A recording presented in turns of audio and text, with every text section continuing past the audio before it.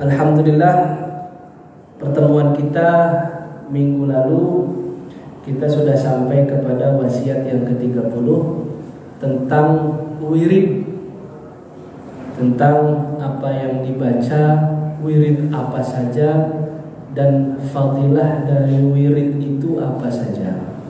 Di antara hadis yang kita bahas kemarin, ada satu wirid yang kalau dibaca habis maghrib, wirid ini bisa menghindarkan kita dari panasnya api neraka.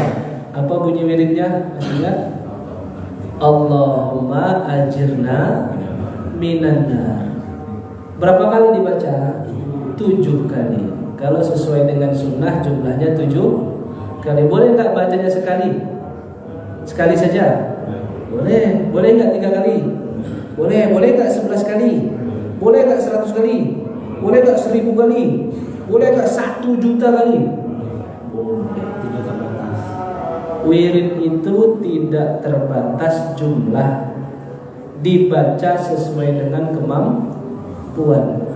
Perkara jumlah wirid, ada yang namanya tauqifi, ada yang namanya tajribi. Tauqifi itu jumlah wirid yang diajarkan oleh Rasul. Tauqifi itu sesuai dengan wahyu atau sunnah. Contohnya tadi Nabi bilang baca Allahumma ajirna minan nar, dikasih tahu 7 kali. Itu namanya tauqifi. Atau ada hadis lagi, baca subhanallah, alhamdulillah, la ilaha illallah 33 kali. Itu tauqifi, Nabi kasih tahu angkanya. Atau wa inni la astaghfirullah fil yaumi mi'ata marrah, Nabi istighfar dalam sehari sebanyak 100 kali. Dikasih tahu angkanya, namanya tauqifi. Lalu yang kedua, tajribi. Tajribi ini wirid yang dibaca oleh seseorang, terutama para ulama atau aulia. Dia baca wirid ini dengan jumlah tertentu dan merasakan fadilah tertentu. Jadi dapat fadilah dari wirid ini ternyata setelah beliau wirid dengan jumlah tertentu. Artinya dia sudah mencoba mempraktekkan satu wirid dengan jumlah sekian, ternyata fadilahnya keluar. Contohnya apa? Yang ramai di Jawa itu sholawat nariyah 4444 kali, atau sholawat badr 313 kali, atau taqah sugro baca al-ikhlas 70.000 kali, atau taqah kubro wirid al-ikhlas 100.000 kali, atau sholawat ruh 12.000 kali dibaca pada bulan Maulid, atau sholawat nuridzati 1.300 kali. Informasi angka ini disampaikan oleh para ulama dan para aulia, bahwa ulama pengen mimpi ketemu Nabi, ternyata dia mengamalkan sholawat ruh 12.000 kali di bulan Maulid. Ketemu Nabinya rajin, ketemu Nabinya sering, maka dia sampaikanlah ke murid-muridnya, "Ger, anakku, ya beni, wahai anakku, kalau mau ketemu Nabi baca sholawat ruh 12.000 kali." Kenapa Pak Yai? Kenapa Abah? Saya baca itu 12.000, saya ketemu Nabi selama bulan Maulid. Ada orang hajatnya tahunan gak kabul-kabul, kemudian dia meyakini salah satu sholawat yang kita kenal namanya sholawat nariyah, dibaca 10 kali, belum ada kebuka pintu fadilahnya. 100 kali belum juga kebuka. Pas jebol 4444 fadilahnya keluar. Kemudian ada orang sedang usaha, sedang bisnis. Dia meyakini salah satu wirid bunyinya hasbunallah wa ni'mal wakil. Ternyata bisnisnya ini bermasalah. Kemudian bertawakal kepada Allah dengan salah satu wirid hasbunallah wa ni'mal wakil. Musuhnya banyak, dizolimi orang banyak. Kemudian dia bersandar kepada Allah dengan hasbunallah wa ni'mal wakil. Dia baca 100 kali, masalah masih ada. 500 kali, masalah belum selesai juga. 1000 kali, masalah belum kelar juga. 5000 belum kelar juga. Pas sampai wirid hasbunallah di angka 9000, pintu masalah keluar dan selesai masalahnya. Ini namanya tajribi. Angka ini didapat melalui latihan dan juga praktek. Ya kayak model ilmuwan lah. Bisa bikin lampu setelah percobaan kesekian kali. Bikin pesawat setelah percobaan sekian kali. Baru disampaikan rumus bikin pesawat ini jadilah pesawat. Maka dipakai sampai sekarang ilmu buat pesawat. Sayap pesawat B.J. Habibie itu patennya beliau. Pesawat itu kan ada yang sayap melengkung tinggi. Itu B.J. Habibie setelah tajribi itu baru keluar rumus bikin pesawat supaya tidak gampang goyang, diseimbangkan dengan sayap ujung kanan kiri itu setelah beberapa kali. Itu perkara dunia, perkara wirid tajribi juga seperti itu. Ustaz, terus kita boleh nggak tajribi? Kita nih, kan kita bukan golongan ulama, bukan golongan aulia. Bisa nggak? Bisa. Semua orang berhak melakukan yang namanya tajribi. Tiba-tiba lagi baca Al-Quran atau tiba-tiba lagi baca satu kitab. Di kitab itu dijelaskan wa may yatawakkal 'alallahi fahuwa hasbuh. Barang siapa yang bertawakal kepada Allah, maka Allah akan mencukupi. Ternyata pas baca itu masalahnya lagi banyak. Dia dengar kata-kata hasbuh. Oh, kalau hasbuh ini berarti ada wirid bunyinya hasbunallah wa ni'mal wakil. Akhirnya dia pakai itu hasbunallah. Keyakinan datang sendiri dia pakai. Selagi wirid yang dibaca wirid-wirid yang benar, bukan wirid-wirid ingkang anu sang yang ini ratu dibawa-bawa. Wirid itu kagak beres. Soalnya banyak Pak, belakangan ini orang kalau ketemu saya ngomongin wirid yang kerjasama dengan para jin. Padahal jin nggak bisa apa. Masa iya mau kaya suruh baca wirid dengan ratu jin duduk di atas batu nanti kalau sudah selesai di atas batu berendam di sungai habis berendam di sungai suruh cari air dari 7 sumur habis suruh cari air 7 sumur air itu dipakai mandi. Nanti ketika mandi akan nyium bau wangi. Setelah nyium bau wangi, insya Allah nanti duit akan keluar di bawah sejadah. Sejak kapan duit datang sendiri?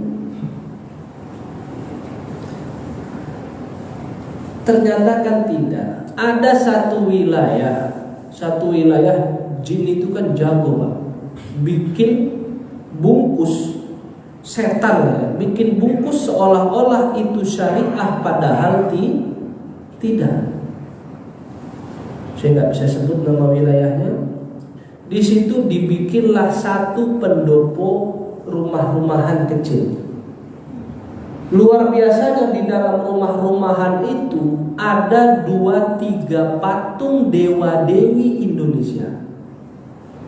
Jin-jin Jawa.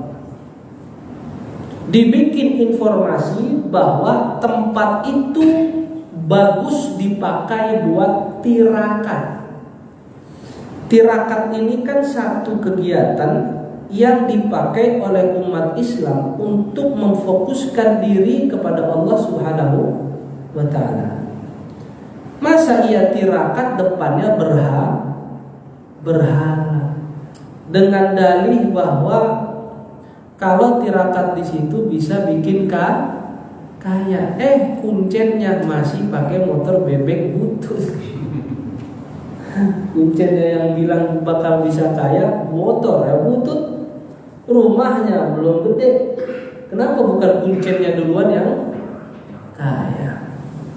Jadi intinya wirid apapun boleh, asal isi wiridnya tidak bertentangan dengan syariat. Ustaz, solawat semua solawat yang ada di dunia ini boleh nggak dibaca? Boleh nggak Pak? Semua solawat yang dari Nabi kek, yang bukan dari Nabi kek, boleh nggak dibaca? Boleh Pak. Kenapa boleh? Ada nggak sahabat Nabi yang bikin doa tanpa Nabi ajarin? Ada nggak? Ada Pak. Yang malaikat bingung mau nyatat pahalanya ketika tidak ada sahabat yang bilang hamdan katsiran thayyiban mubarakan fi. Itu Nabi nggak ngajarin, tapi sahabat baca sendiri semaunya sendiri. Ternyata keutamaannya tinggi, malaikat sampai bingung ini bagaimana ini hitungan pahalanya berapa banyak ini, sampai terbuka pintu langit karena itu. Kenapa malaikat bingung? Karena memang kalimatnya bagus dan tidak bertentangan dengan syariat. Ini mau dihitung berapa angkanya? Kan kita kalau iktidal Rabbana walakal hamdu, ini ditambahin hamdan katsiran thayyiban mubarakan fihi. Terus ada lagi Arab Badui. Arab Badui ini belum pernah diajarin kalau ternyata boleh wirid dengan salah satu Asmaul Husna pas lagi tawaf. Bapak Ibu kalau umroh pas tawaf baca apa? Baca panduan di buku toh? Ya enggak? Yang putaran pertama bacanya ini, putaran kedua bacanya ini. Allahumma hadza rabbal bait segala macam. Ada orang Arab Badui umroh putaran pertama sampai 7 dia cuman baca ya karim. Kan riwayatnya kan Nabi sallallahu alaihi wasallam yatufu fil Ka'bah fara'a a'rabiyan yatufu biha wa yaqulu ya karim. Falamma intaqala ila rukni tsani faqala ya karim. Jadi Nabi lagi tawaf. Ketika tawaf ada orang Arab Badui selama tawaf suaranya lantang baca ya karim. Pertama ya karim, kedua ya karim, sepanjang tawaf dia baca ya karim. Nabi mendengar itu di belakang Arab Badui, Nabi ngikutin Pak. Orang Arab Badui baca ya karim, Nabi juga baca ya karim. Ini orang Arab Badui ngiranya lagi diisengin sama orang, lagi ngenyek, tahu ngenyek? Lagi baca, ejek lagi baca, ada yang ngikutin. Faltafatal Arabi ila Nabi, faqala atajza'u bi ya akhal Arab. Wallah laula sabahatu wajhik wa baha'u talqatik la syakautuka ila habibi Muhammad. Ketika diikutin sama Nabi ya karim, orang Arab Badui selesai tawaf nyamperin Nabi, balik badan nemuin Nabi. Atajza'u bi ya akhal Arab. Ente ngatain saya, kata si Arab Badui ngomong ke Nabi. Luar biasanya Arab Badui ya. Kesel sama Nabi, tapi ngelihat perawakan Nabi indah, tampan, putih, bercahaya. Lagi kesel, masih sempet-sempetnya muji Nabi. Atajza'u bi ya akhal Arab. Mau yang ngikutin saya ya karim, ente mau ngenyain saya. Laula subahatu wajhik wa bahawatu atik. Kalau bukan karena kamu tampan, kamu ganteng, kamu indah, kamu bercahaya, ente saya laporin ente ke Nabi Muhammad. Padahal orang Arab ini gak tahu kalau yang diajak ngomong Nabi Muhammad.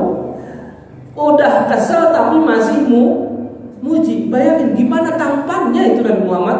Orang kesel aja bukan yang marah masih sempet muji. Laula sobahat wajhik wa bahamutul atik. Kalaulah bukan perawakanmu indah banget ya, indah banget ente ini, aneh bakal aduin ente ke Nabi Muhammad.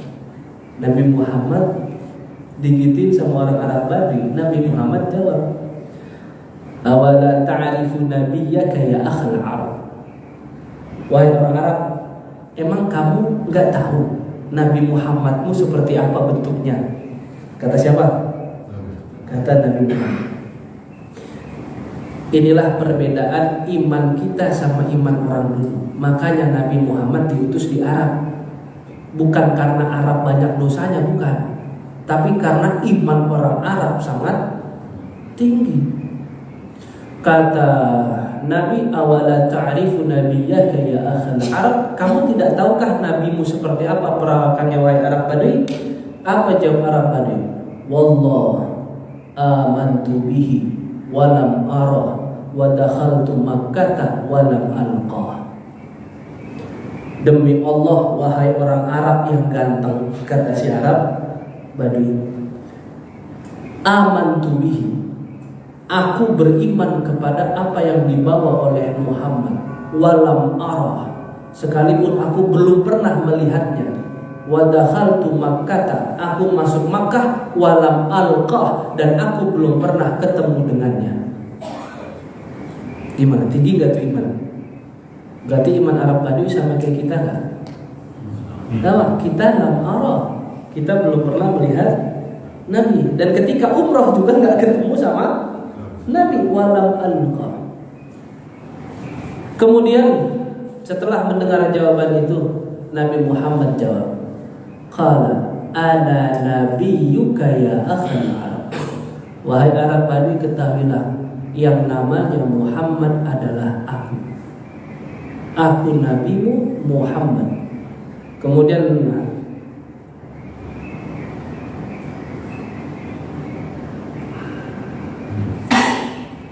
saya lupa terus ini. Setelah Arab Badui, Allahumma shalli ala sayyidina Muhammad wa ala ali sayyidina Muhammad. Setelah Nabi Muhammad ngasih tahu bahwa beliau Muhammad, kemudian fangkabbal a'rabi ala yadin nabi yuqabbiluha wa yaqulu fidaka abi wa ummi ya habiballah. Ya Rasulullah, betulkah engkau Muhammad? Nah, ana nabi. Fangkabbal a'rabi, terkejut sampai mata orang yang terkejut karena rindu itu seperti mau copot matanya. Terkejut dia, depan dia Nabi Muhammad, dipeluklah Nabi Muhammad, kemudian dicium-cium tangannya Nabi Muhammad sallallahu alaihi wasallam. Jadi dulu kan pernah nanya, ngapain sih ente cium tangan guru? Ngapain cium tangan orang tua? Ngapain cium tangan orang yang lebih tua? Jangan, gak ada dalilnya. Kata siapa? Ini ada dalilnya. Orang Arab Badui mencium tangan Nabi Muhammad sallallahu alaihi wasallam.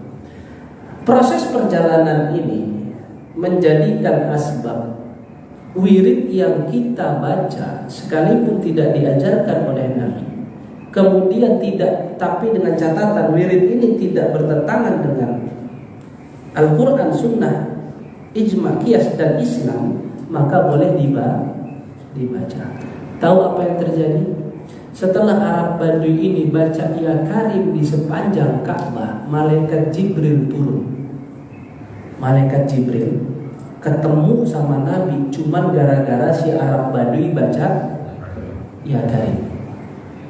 Malaikat Jibril nanya sama Nabi Muhammad, ya Rasulullah, sampaikan ke Badui ini, emang kalau dia baca ya Karim, Allah bakal ngapusin dosanya.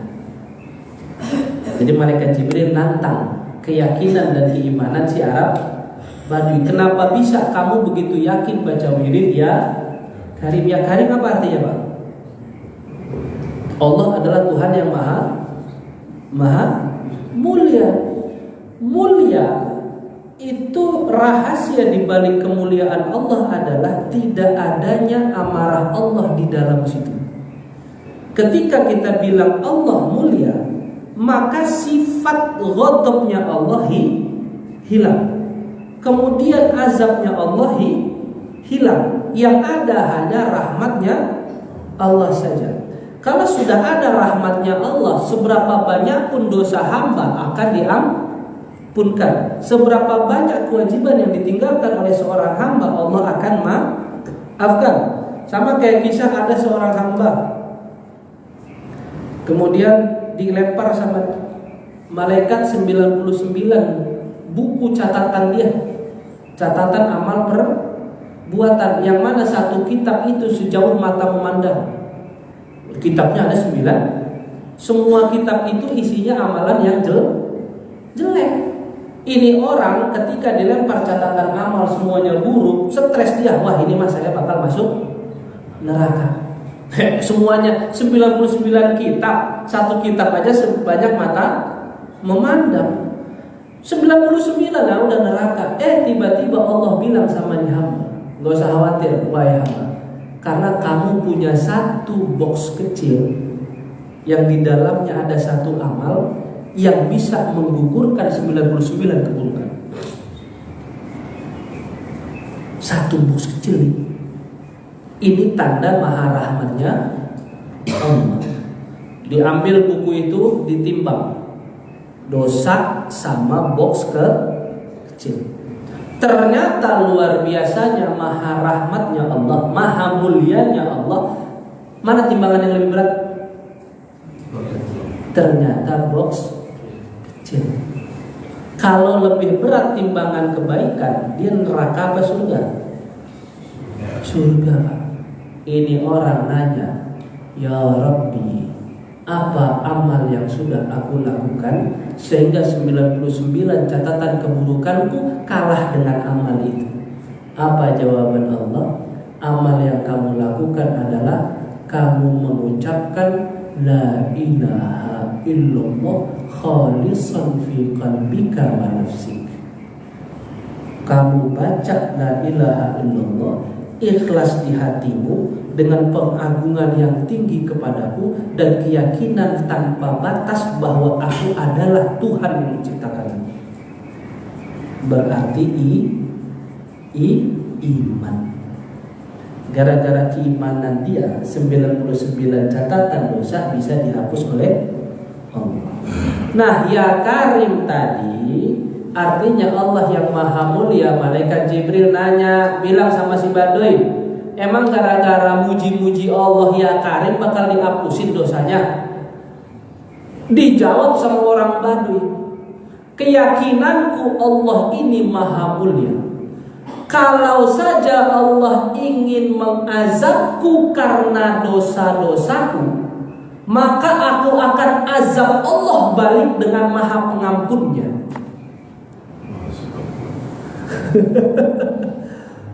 Malaikat Jibril nantang si Badui, Badui nantang malaikat Jibril balik.